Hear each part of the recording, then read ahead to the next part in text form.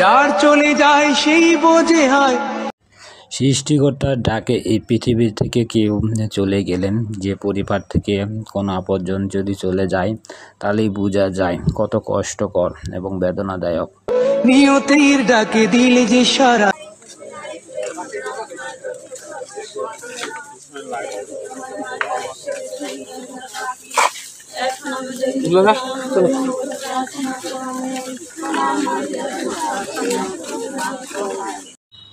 মাটি দেওয়ার জন্য কবরস্থানের দিকে নিয়ে যাওয়া হচ্ছে এবং সবাই প্রার্থনা করতে করতে কবরস্থানের দিকে যাচ্ছে।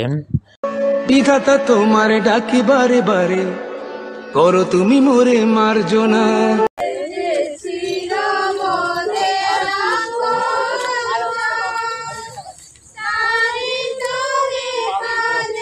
কবরস্থানে নিয়ে আসা হয়েছে এবং মানুষ কেউ দেখতে চাইলে শেষবারের মতন দেখতে পারবে।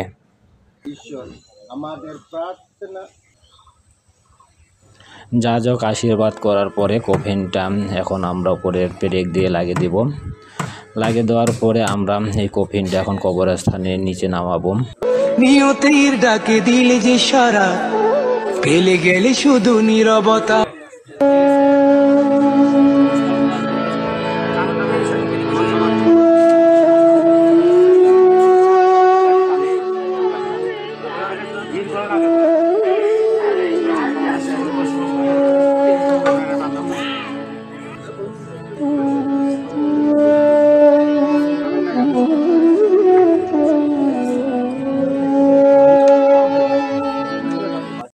ক্যাথলিক মণ্ডলের সমাজে কোনো মানুষ যদি মারা যায়, তাদেরকে এভাবে করে মাটি দেওয়া হয়।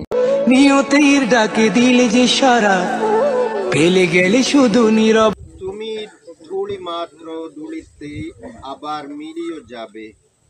অন্তিম কালে কিন্তু প্রভু তোমাকে পুনর্জীবিত করে তুলবে।